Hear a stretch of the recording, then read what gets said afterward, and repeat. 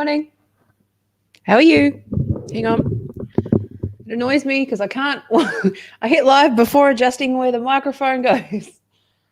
Welcome to the professional show that is my streams. Hello. Look what I've got. A Trump mug. Look, I'm teabagging Trump in the head. Do you like my material? It's quality, isn't it? Welcome to the Trump teabagging channel.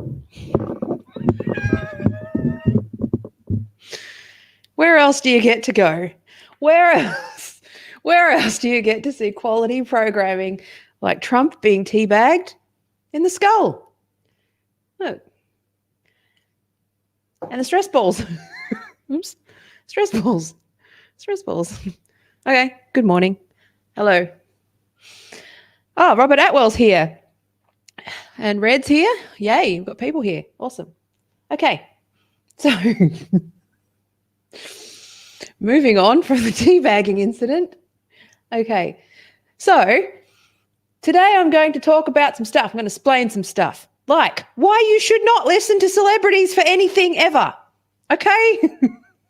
And Madonna's a good example of that. Okay? Don't get your news from celebrities. Don't get your news from me. Don't even get your news from the news.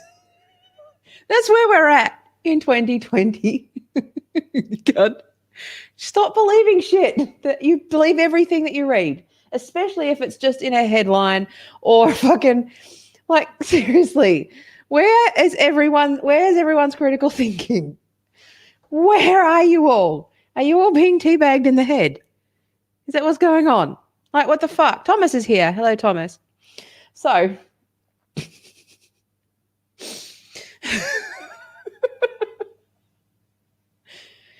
the main thing is that I amuse myself, as I said before. Okay. So, like, what the fuck? All right, let's screen share this, shall we? Let's just get through the story because then I'm going to rant, which is like, stop listening to dumb people. Screen share. Hopefully it works. There we go. Yep. Madonna's Coercion. So this is the original article. I like to switch it to fucking text view because of all the ads and shit. But anyway, so Madonna's coronavirus Instagram post. What a weird headline. Do you ever just sit back, right?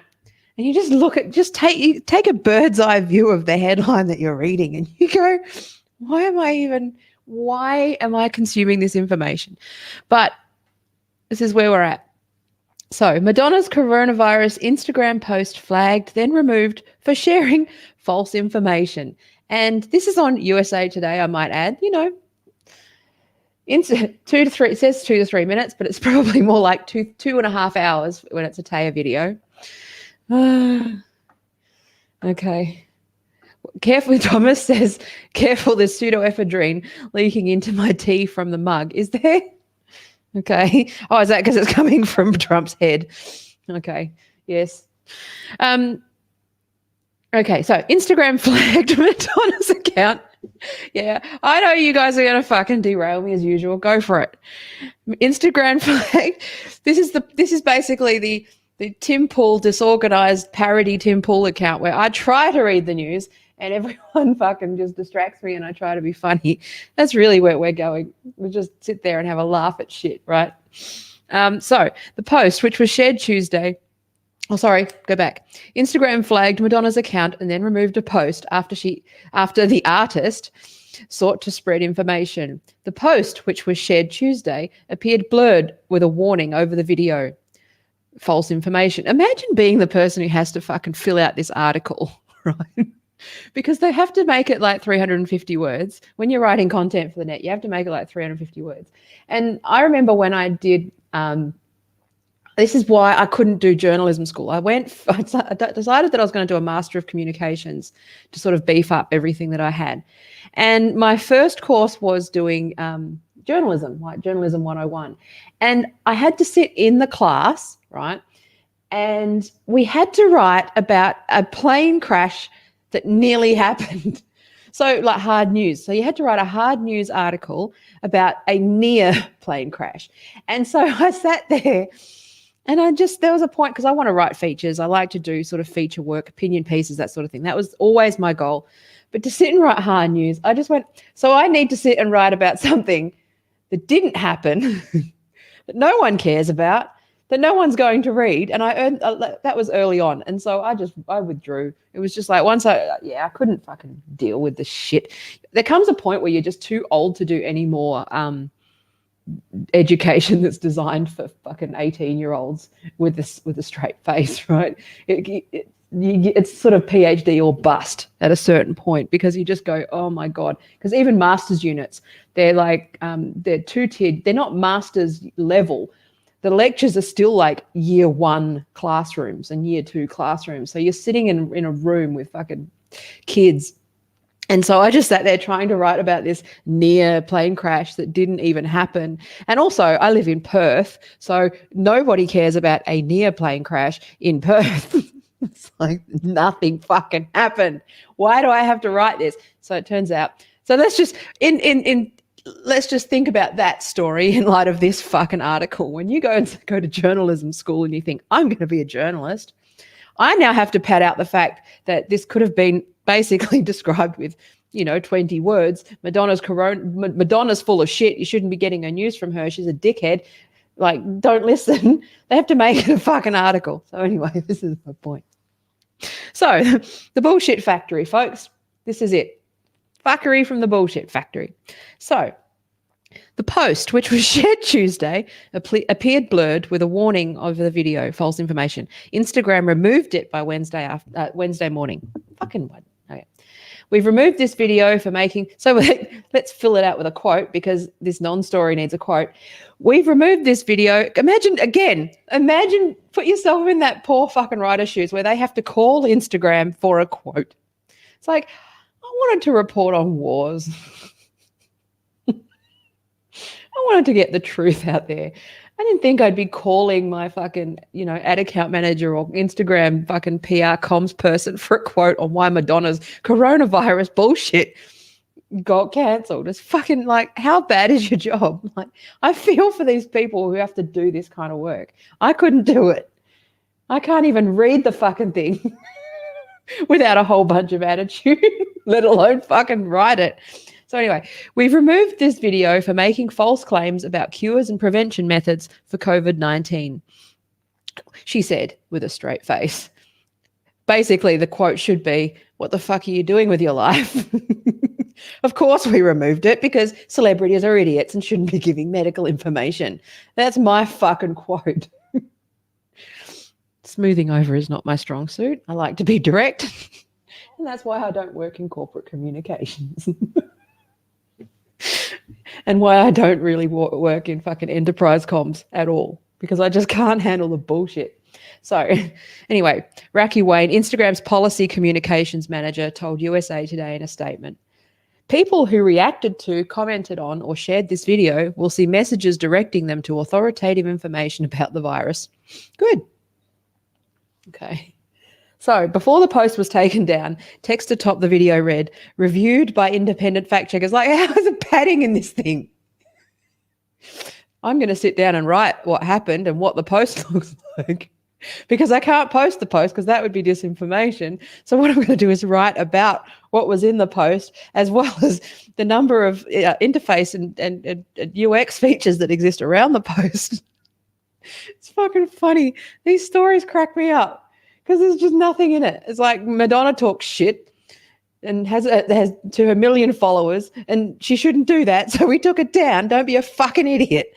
That's the story, okay? Anyway, so when users clicked the button, see why, they were shown a list of falsehoods in Madonna's post. Instagram started working with third-party fact checkers and flagging content for inaccuracies late last year as part of the Facebook-owned social app's commitment, as Instagram says, this is long, to reducing the spread of false information. As of March, USA Today has been part of the fact-checking program. So this is an ad for the fucking... I love this story, because it's just like, yes, it's a serious issue, disinformation. It's something that I know very well, right? Something that I would hope to impart some knowledge. But every so often, I just love showing you, I really just want to focus on the bullshit factory, how this is not even it's barely a story, and they're just clamoring for word count, right? It's just funny. As for Madonna's post, Instagram warned that primary claims in this information are factually inaccurate before removing it entirely. We already said that.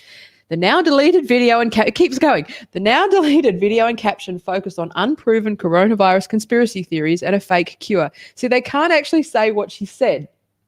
And that's the funny thing, right? They can't talk about the claim. It's hilarious. So on Madonna's post, fact checkers noted that there is not yet a cure for COVID-19 and that hydroxychloroquine is not a cure. No shit. Madonna has made previous controversial claims about the novel coronavirus being the great equalizer, which is true, kind of is in a way.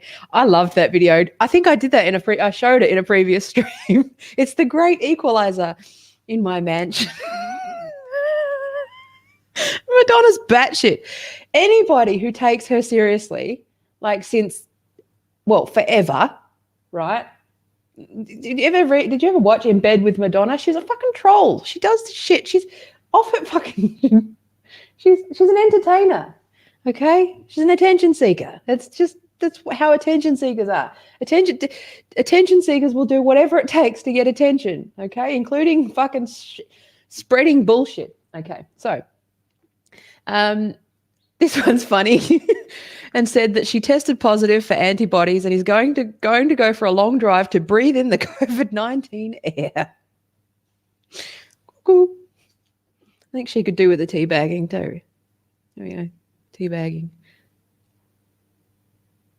Person, man, woman, camera, TV. Oh, fuck, that's funny. That was good. Okay, I'm going to digress. I'm going to talk about the person, man, woman, camera, TV thing, okay? I know the test he's talking about. The funny thing about Trump, right, is that he's talking about something when it doesn't come out correctly. I've done, because I did, as part of some diagnosis and stuff for autism and ADHD years ago, I did cognitive screening and tests. And there is a test there, right, where you do a whole battery of memory tests, right? Which I passed, I might add, in flying colours, because apparently I'm very smart. But I'm just saying. So there is actually one of those tests, right? And he was trying to say that he had done that. I remember doing these cognitive processing intelligence tests, right? Where they assess your sort of short-term memory, long-term memory, pattern memory, your ability to sort of do front and backwards. Like for me, I've got an extremely a photogenic memory, massive pattern memory, really good. But if you actually ask me to recall something backwards, I can't do it. Right? That's an ADHD thing. So I've just got an amazing memory recall, to the point where I don't need to even take notes or do anything like that usually. But if you ask me to actually say it backwards or in a different order, I can't fucking do it, right? That's a blind spot for me. That's a test that he did. So that was the test that I think he was trying to articulate that he passed and did, but it just came out so funny. Anyway, that's the thing about Trump, is that I don't think he's dumb. I think he's just a bit like me, where his words don't come out good. Anyway, that was a side point. So according to Instagram, posts that are flagged for being false are made more difficult to find by filtering it from the explore and hashtags and reducing its visibility in feed and stories. Stuff we've talked about before, which is deboosting fucking bullshit. But Instagram is going a step further with the coronavirus conspiracy video and removing all instances of it from the platform, which I think on balance is probably a good thing. Now, the only thing is that, as long as who's fact checking the fact checkers and who's making sure that the fact checkers are not politically motivated. And that's something that we're seeing a problem with at the moment. Also, we're finding, I think we touched on this last night, about sort of the false positives. So you've got people there's doctors who talk about coronavirus stuff, or, like Brett Weinstein or people like that who actually do have questions. They're trying to talk it through, and it's sort of not the official consensus yet because it's emerging news, and they've sort of been caught up in that net, right? So while you're trying to catch the tuna, you catch a dolphin. And I think that seems to be a bit of a problem. But that's, again, I've talked about this stuff before. So, but what you need to know, right, is that there's a lot of stuff behind this. There's a lot of stuff behind this. So Robert said, "Hey, Taya," and I said, no, I didn't. When was that? Yeah, he said it after. Hey. Okay, so don't forget to ask any questions or whatever. Just talk shit amongst yourselves, and I'll come in. But there is a thing, right? You need to understand, and this is something that you can't do this in one stream. We're just having fun. I want to educate you while we laugh and while we just talk shit. That's part of the thing, right? This one will not be long unless you guys start to derail me with questions, like fucking always. But Thomas Lark, with your superior intelligence, would you sell your soul to become a fact checker for a social media platform? I would never sell my soul, but I would do it correctly and for the right price. Everyone's got a price. But I actually wouldn't be a fact checker, to be honest, right? Honestly, I'm too senior to be a fact checker. Fact checking is usually done by junior journalists. I'm a senior UX. I'm actually more at actually, I've got a video planned, how to fix Twitter, and explain how I fix Twitter. I've brushed on the idea, but I'm going to explain how the fuck you fixed Twitter. And then I might talk about how you fix Facebook as well in a separate video, because I know how to fix those things, right? At the product level. I'm more of a senior product person than a fact checker person. I'm not a journalist. It's not my job. But so the answer is, yes, I would sell my soul to work for a tech company if the goal was to fix the actual problems. And I would also, and if it was a senior position where I actually could get shit done, because the problem is with most of these things, you can't change anything from middle downwards. There's nothing, you can't do anything, right? You can barely do it with it at director level, right? It has to be at the board level or fucking senior level, and I doubt they're going to come knocking for me. But, I know, yeah. Anyway, so the answer is yeah for a price and yeah for the right thing, always, if it's the right solution. And if they're actually fucking humble, not just trying to hire me to shut me up, which is what a lot of them do, is they go, oh yeah, come and work for us so then we can gag you, right? Nah. But you need to be aware of things, that there's actually like templates and playbooks and those sorts of things in place. That I talked about this last night in terms of bots, but disinformation is a real problem, okay? And you need to understand, I think, the players that sort of feed this machine. So I'm just going to read this one out to you, right, very quickly. Now, this one's from scientists. So this is the Union of Concerned Scientists, which I find funny, because I could just imagine a room full of scientists and they're like, what's the name going to be? Well, we are concerned and we're scientists. So we're just going to be the Union of Concerned Scientists. There's so much Monty Python fucking shit in the world. You have no idea. Anyway, so the disinformation player is like, well, we're concerned scientists, so that's what we should be.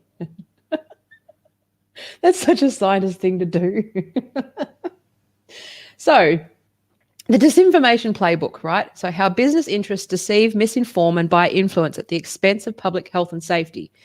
So science keeps us safe and healthy. The public safeguards that keep our drinking water clean and our children's toys safe rely on independent science and a transparent policy-making process. And we all rely on scientific information to make informed choices about everything from what we eat to what consumer products we buy for our families. Now, this stuff is about what big tobacco used to do. It's a model very much based on what big tobacco did, which was basically, well, if you don't agree with the science, then pay for the science, right? It's that approach, right? So feed a couple of studies that, smoking cures cancer, and then guarantee that a number of nut jobs are going to buy it and fucking start saying it. This is the whole anti-vax thing, right? Handful of studies. Same thing with the gender thing. There's only like 2 or 3 studies that actually indicate anything remotely, even remote. Nothing, no science. There's no science on gender. Let's move on from that. So the results of independent science don't always shine a favorable light on corporate products and practices. In response, some corporations manipulate science and scientists to distort the truth about the dangers of their products using a set of tactics made famous decades ago by the tobacco industry. We call these tactics the disinformation playbook. To be clear, most companies don't engage in disinformation. No, not really. All companies engage in disinformation. Spin is still disinformation, right? To be clear, Okay, so here are 5 of the most widely used plays and some of the many cases where they've been used to block regulations or minimize corporate liability, often with frightening effectiveness and disastrous repercussions on public health and safety. Now, if you understand how this stuff works here, right?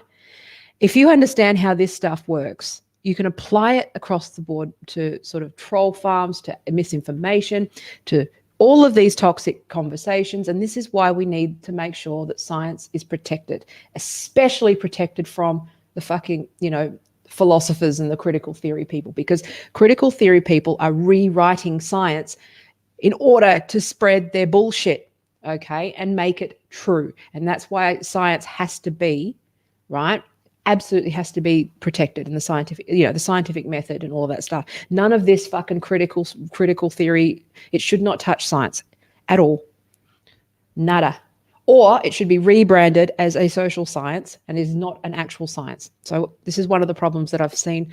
A lot of people in the hard sciences and maths, what is that people are graduating with a PhD in engineering, but they're doing critical theory in engineering, but they're not actually getting an engineering degree. And then they graduate as an engineer, but they're a social scientist. So there needs to be clarity around what they're doing. You can't just have someone graduate as a doctor when they've actually just talked about fucking bedside manner and the power dynamics of bedside manner.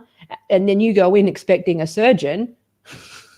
It's like you expect someone that can actually put a Band-Aid on you or not pass out. It's like, this is why we need to make sure that these things are protected. There's a role for all of it, but it needs to be clear, not this takeover of the fucking maths and science of STEM, right? You can't have it. So 1, the fake.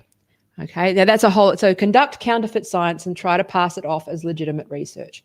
So companies underwrite a good deal of scientific research and society often benefits from it. But bona fide scientific research demands a high degree of scientific integrity to ensure that results derive from the evidence and not from a desire to meet a predetermined non-scientific objective. And this is one of the biggest problems with the social sciences and particularly critical theory invading the sciences and passing them off as science, right? It's fake science. Okay, this gender stuff, it's not scientific. Okay, there's no science to talk about for non-binary or gender or anything like that. It is fucking, it's philosophy, all right? So just know that there's no science. People who have a financial stake in research outcomes or a political one should not publish in scientific journals without full and clear disclosure of conflicts of interest, especially when the results involve the safety or effectiveness of companies' products. Right? To evade these standards, some companies choose to manufacture counterfeit science, planting ghost written articles in legitimate scientific journals, selectively publishing positive results while underreporting negative results. And this is what's happening with puberty blockers and those sorts of things at the moment. Or commissioning scientific studies with flawed methodologies biased towards predetermined results. These methods undermine the scientific process, and as our case studies show, they can have serious public health and safety consequences. 2, the Blitz. Right. So Thomas Lark, who is, I'm sure I can point out as a doctor, he said that we've entered the era of the de-enlightenment. Yeah, it is. We're heading fast towards idiocracy, man. I swear to God, we're 5 years from people trying to water crops with Gatorade. Like it's fucking, there's going to be at least a small portion of people that try to water crops with Gatorade because someone posted the "it's got electrolytes" meme on the internet and they took that as fact, tried to make a garden and fucking watered it with Gatorade because 10% of people are fuckwits. People are idiots. Okay, so it's up to us smart people to fucking save the world. So the Blitz. All right, so it's not censorship. See, this is the dilemma that I've had, right? Which is it's not necessarily there is some room for disinformation, censorship in the right way, and that's the thing is that I think that we do need to look at freedom of speech versus the responsibility that we have, right? I firmly believe that you've got to inoculate people against bullshit, right? But you can't inoculate everybody. Some people are just dumb, and are going to be dumb forever. And I think the only solution to that is that we just all agree to stop putting warning labels on things and safety labels and protecting them and just let them go and let fucking nature take care of itself. That's the only real way we can do it. Yeah, so Mr. Tallum said, did you see the Chaz Garden where their list of demands included sports drinks? Yeah, and fucking, yeah, it was funny. Anyway, so the Blitz. And this is something that we're seeing in the gender debate, right? Which is that they harass scientists who speak out with results or views inconvenient for the industry. So what we're seeing with puberty blockers, for instance, is, or gender, or especially rapid onset gender dysphoria with girls, is that people who try to research it or try to get more information or try to research the efficacy of it are harassed, bullied, no platformed, all of these sorts, fired, all of these sorts of things, right? Look at what happened at Brown University with, I can't remember her name now, but the person who tried to do research on rapid onset gender dysphoria in girls, and was subsequently just, her life was a living hell, okay? Because and then what they do is they just report this shit as fact. When there's no science, right? That puberty blockers are healthy. There's nothing, right? Anyway, so the Blitz. Companies and industry trade associations sometimes try to bury scientific information by harassing or intimidating science whose research threatens their bottom line. This coercion can take several different forms. And honestly, Gilead and the other, who makes the puberty blockers, I can't remember, there's a couple of them. They have been doing this when it comes to Lupron and all of the sort of trans stuff, right? And the medical treatments. They're bullying the shit out of any psychologist or doctor or anybody who questions this, because it's big money. Trans in kids, you get a lifetime patient, right? So don't be naive, right?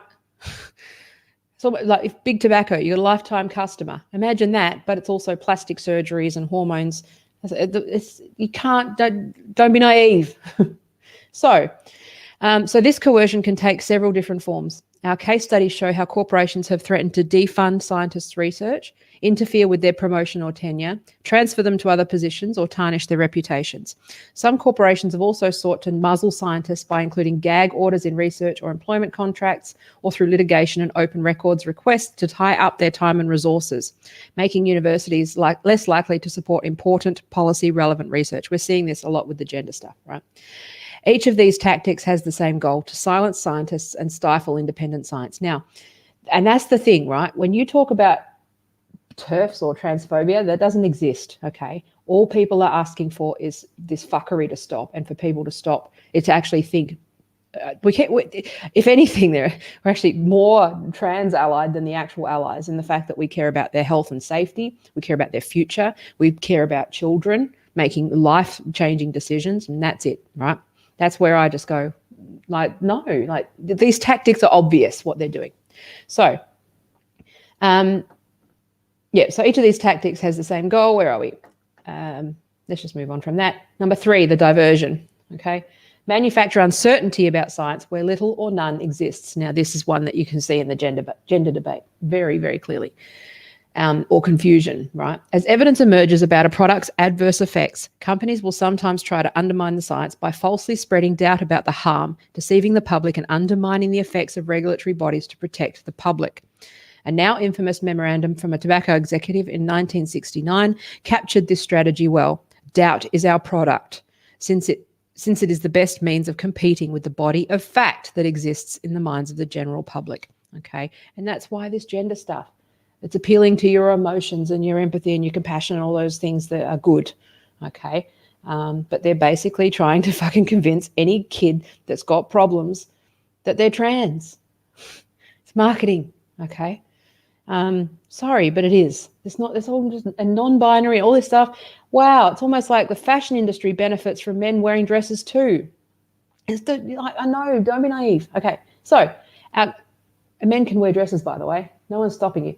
So our case studies show how corporations have deployed trade associations and front groups with innocuous-sounding names to undermine science, influence public opinion, and gain access to policymakers while maintaining the illusion of independence. Mermaids, Unicorn Riot, all of these sort of social justice things, right?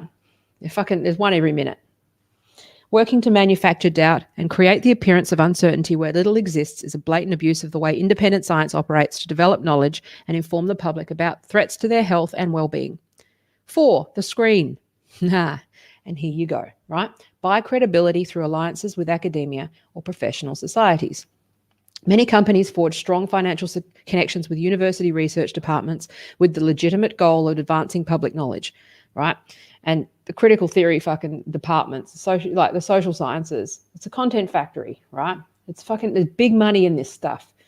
Okay, corporations sometimes sponsor, so that there's not a coincidence that all these woke fucks get all the book deals, they get all the like money, they get love bombed, they get all that stuff, while people like me who are doing actual research and, you know, professors that are like seriously, who aren't woke, are blindsided. But you've got your celebrities like that toe the line and they get all the money and the funding and the fucking love bombing, right? It's not a coincidence. So many companies forge strong financial connections with the university research departments with the legitimate goal of advancing public knowledge. Corporations sometimes sponsor academic chairmanships, sponsor students, or fund research. Arrangements like these can help companies improve their image by affiliating with a prestigious academic institution or professional society. Transparency and scientific independence are crucial in such relationships. As a group, industry-funded studies are more likely to produce results favourable to industry. This doesn't mean that corporate funding of scientific research will necessarily lead to biased results, but it underlines the need for full disclosure so that the objectivity of scientific literature can be adequately assessed. As our case studies show, companies have sometimes exploited their academic alliances to influence research and spread misinformation that serves corporate interests while undermining science. Now, this is something, right?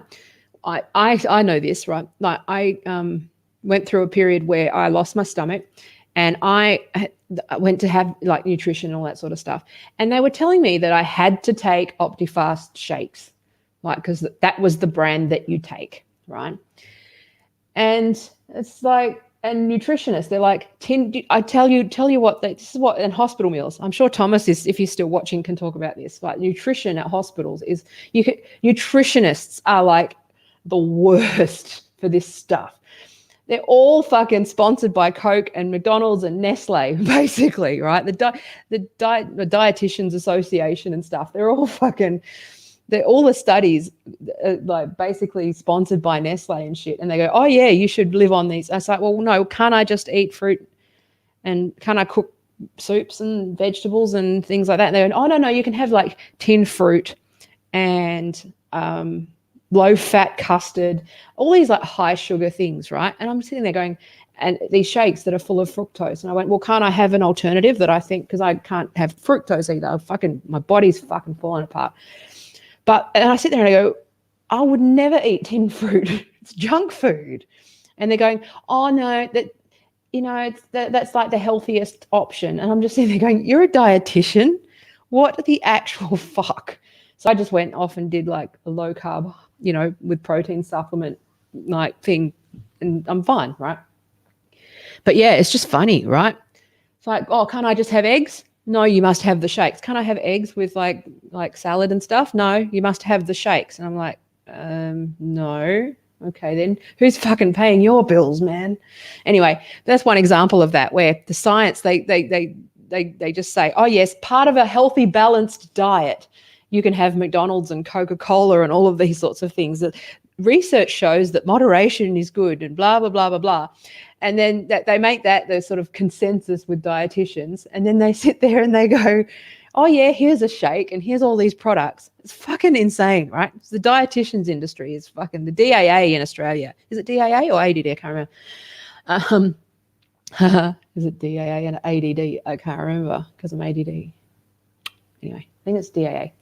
Fucking look at that shit. Anyway, so it's really fascinating. I'm sure Thomas has some stories about that shit with pharmaceutical companies and stuff. But and I'm not saying that you can't question the science, but at the same time, right? Yeah, that's the TGA. No, that's US. I'm talking about Australia, the DAA, the Dietitians Association of Australia. So, countries outside of the US, you might not be aware that they're around, that they exist. There's a whole other world. Just funny. Now, so the fix. Manipulate government officials or processes to inappropriately influence policy. So once you've fed the science, once you've said the bullshit, and you've got the bullshit published in a journal and you've, compromised the science, right?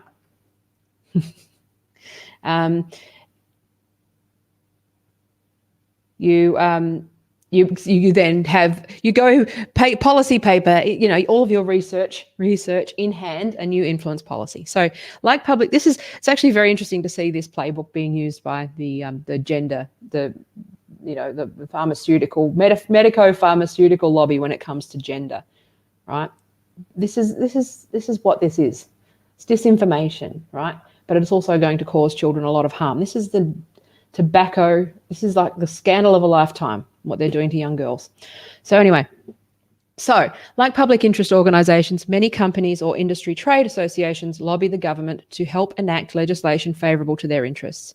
Some companies, however, go so far as to undermine the way federal agencies use science to develop policy, pushing for changes that make it harder for agencies to fulfil their science-based missions, or using political connections to gain access to top-level agency officials. Okay, yeah, you can't. So using the law against people, right? Just give me a sec. I'm just going to adjust it so that my eyes aren't traveling so far to the right or to the left. Sorry, so that I'm at least like I'm. There we go. So. Okay. Alizarin, is that WA as in WA Australia or WA Washington? So, where are we? I can't remember where so such actions compromise the government's ability to protect the public. Unfortunately, a revolving door between industry and government represents a huge opportunity for people with industry ties and clear financial conflicts of interest to hold key decision-making positions. Such officials can help develop policies that benefit a former or prospective employer, policies that may live on long after their departure. And that's why this self-ID stuff, this is why affirmative care, again, it's not like anybody is opposed to that model, right? It is the fact that people are just putting it in without any consultation, without thought, without consideration for the alternatives, without considering that this might actually be what's going on, which is likely, which is that this is a big pharma fucking cash cow that's basically going to sterilize kids, right? And I'm not talking about the small number of kids that are actually trans. I'm talking about young girls or young boys who are sort of going through fucking normal teenage shit and being put onto these horrific drugs, and all of this sort of stuff, using breast binders and all that stuff like it's no big deal when it is a big deal, right? You can break ribs with binders. It's horrific. So, but it's being sold and glossed over and lied, and they're being lied to. They're being told that they can change biological sex when you can't. Transitioning should be a palliative sort of situation for gender dysphoria, and a compassionate, and try to make it as comfortable. It's a treatment for gender dysphoria, right? It's not anyway, whatever. I just get wound up with all the gender stuff. And I think it's good to be. I should be angry. We should all be angry about the gender stuff, about what they're doing, because it's clear as day what's going on here. There's no science. No real science on this, okay? It's all just come out of sociology departments.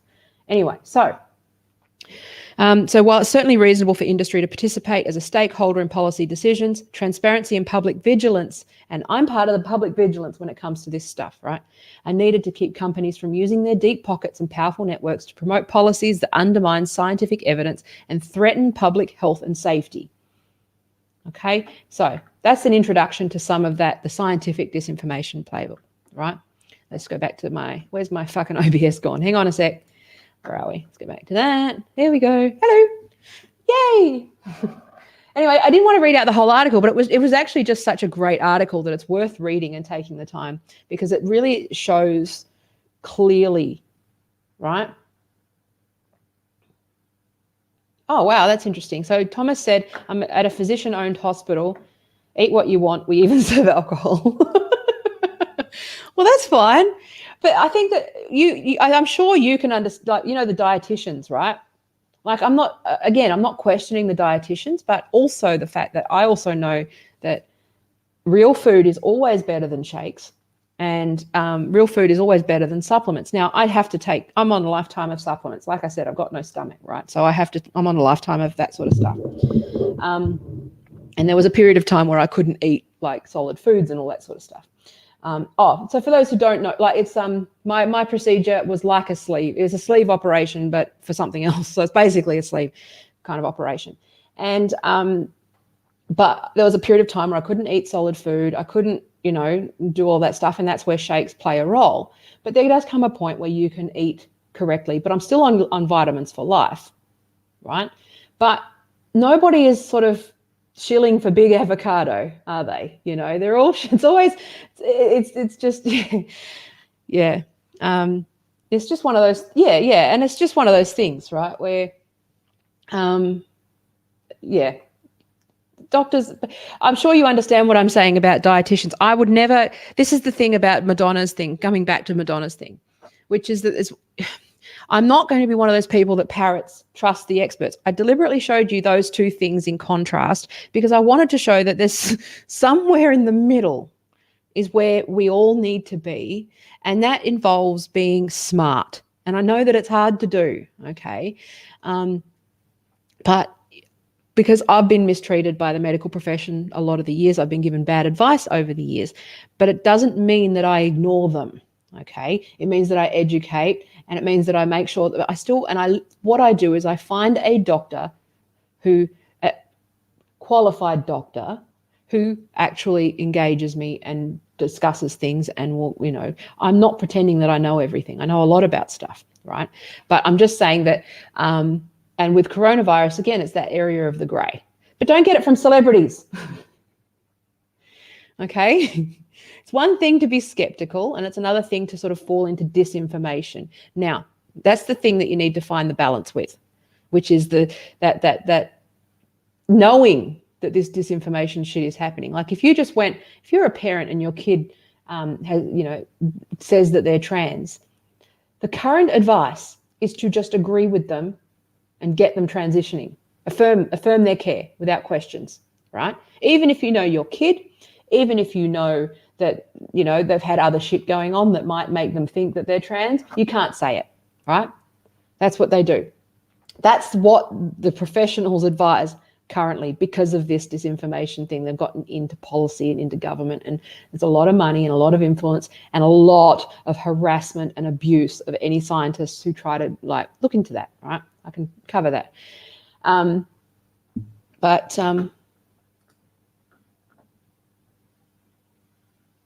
do I keep moving around and the audio keeps changing as I move in and out and it goes from clear to dull? Yeah, I've got to play with some settings. Sorry, Philip. That's just, because this is a condenser mic and there's a compressor on it. I've got to, and I fidget. Can't help it. Sorry.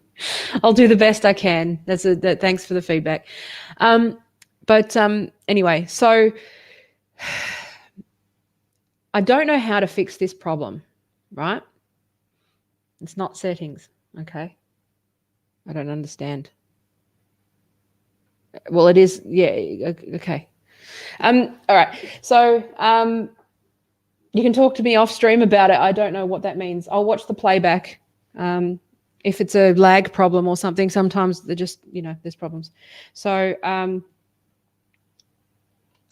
depends on how you're listening, what you're listening with. My sound's optimized for certain things it depends. Okay, so what was I going to say? I can't remember now. Anyway, so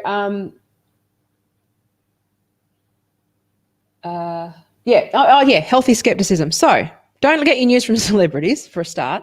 Okay, rule number 1: don't get your news from Madonna. Definitely don't get your health advice from Madonna. Okay.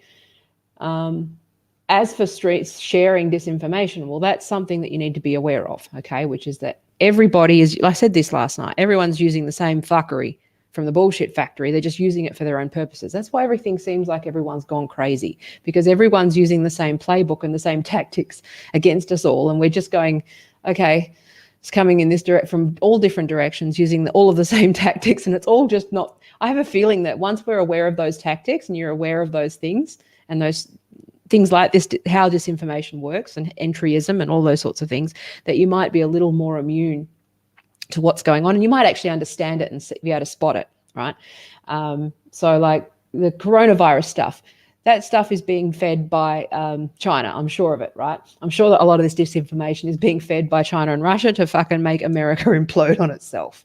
That's probably one, right? Same playbook. The gender thing is being fed by Big Pharma playbook, right? Big tobacco, that's just fucking marketing. Really, really persuasive and evil marketing, right?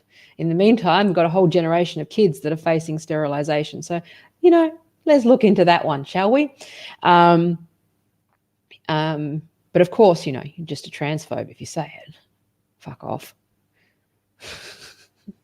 Anyway. And also, that's another thing, right? The people who are going transphobe, they're bots, because they're also probably being used in this way to, silence people, silence critics, silence everyone who thinks that stuff that's just obvious, right? That if stuff that was true yesterday, to quote Douglas Murray, right? If something that was absolutely like consensus and true yesterday, and you're getting flack for saying it today, chances are that there's something else going on, and it's a bot situation or some sort of fuckery is going on, right? It could be marketing, it could be political, it could be, it could also just be dumb fucks, but it's mostly like it's a combination. That's the thing that you need to understand. It's a combination of bots, dumb fucks, and money. There you go. There's a blues song for you. Bots, dumb fucks, and money.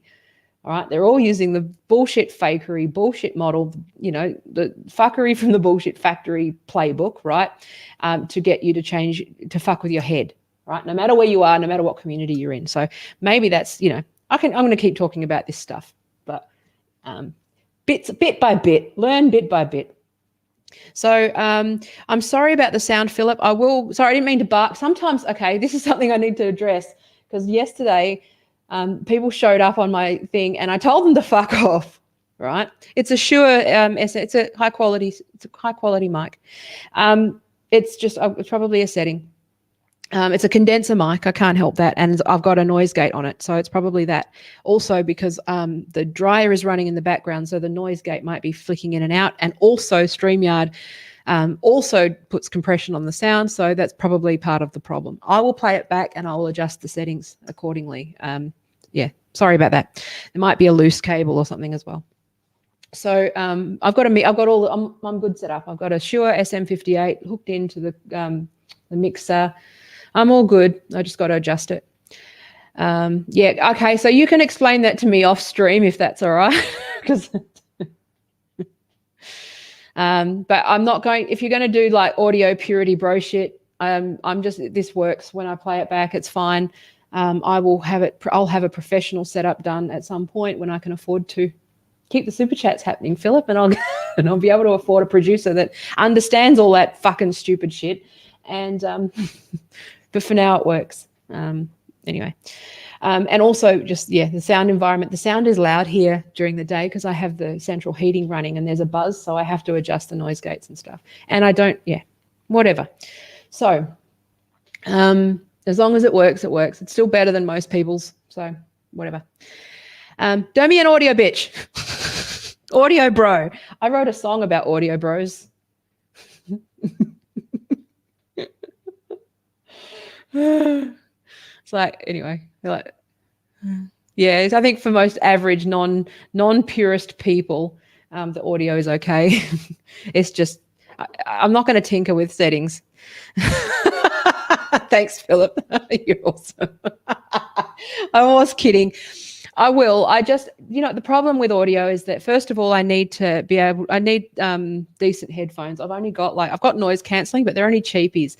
And I need a proper monitor speaker to be able to do the sound properly. I know what I'm doing. I just, whatever. I'll fucking adjust it when I get a chance. It's good enough for now. So it's never going to be good enough for the audio people. They're never happy. They're the kind of people, I know, but they're the kind of people that will spend $6,000 on a fucking record turntable Like, and it's just like, fuck them. Fuck them. I'm just kidding. I'm not talking about you, Philip. I'm just going off on a fucking massive stereotype rant now. I'm just like taking the piss. So yeah, I'll have a look at it. I'll listen back to it with proper headphones. But I can only do with the gear that I've got. When I upgrade everything properly, then I will make sure that it's optimized properly for all of the ears. Sometimes I think if you're on a home theater speaker, because it's only, I think I'm streaming in stereo. Oh, for fuck's sake, then okay. It's because I'm moving then. I move. So then I need to get different gear that allows me to move, and have a dynamic microphone, not a condenser. Problem is that if I get a dynamic microphone, it pulls in the buzz from all of the environment. So it's one of those things where I need to check. Maybe I could just take the fucking this thing off. And I've also got another dynamic microphone as well. I've got gear and all that stuff. I just got to play with it. If it's a problem, I'll fix it. Thank you. You know I love you all, even when you fuck with me and make me fucking get. See, this is not my best self. I don't take criticism well. I'm going to go off and have a tantrum now. Not really. I will listen back though. But I've only got, and it's not, when you're saying it's not the gear, I'm not saying it's the gear. I'm saying it's the ability to listen back to a stream with proper, accurate headphones and all of that sort of stuff. And I need proper monitors to be able to accurately calibrate the audio. That's the thing. It might be StreamYard. There's so many failure points with a live stream with audio. You'll see it. If you watch enough live streams with people, you'll see that, yeah, I know.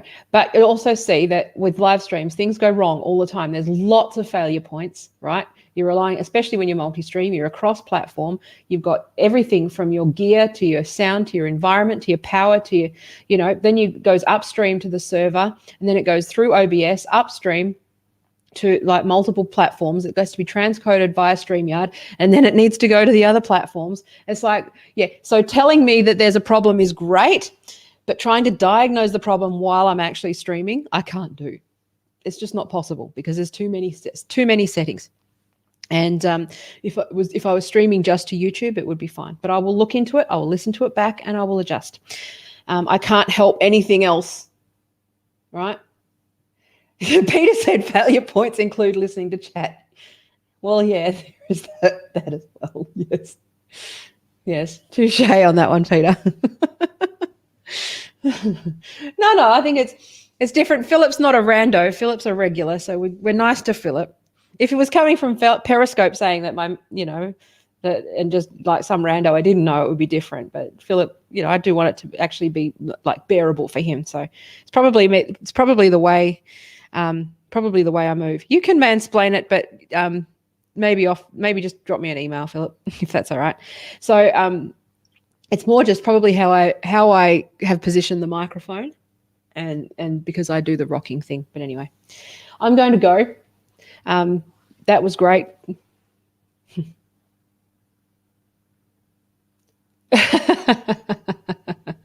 Thanks, Paul. $5. Awesome. That's very kind. I'm also going to teabag Trump once more. Hang on. Where are we? It's teabag Trump. I'm teabagging Trump in the head. There you go. Got to keep it light. Here's my stress balls. Isn't that disgusting?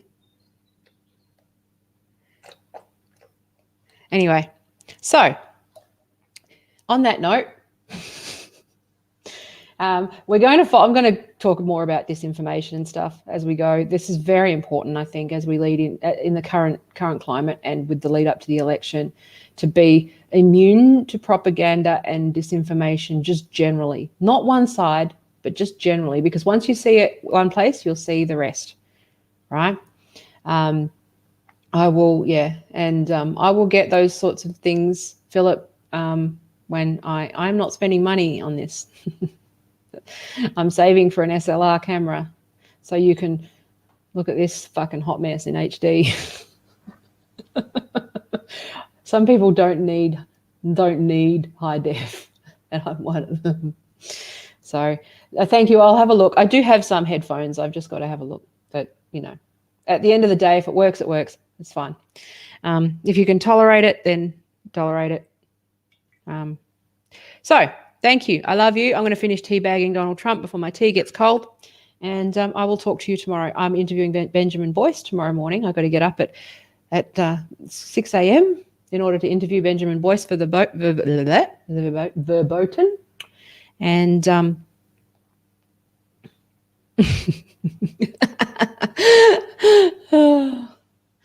oh gosh, that's funny.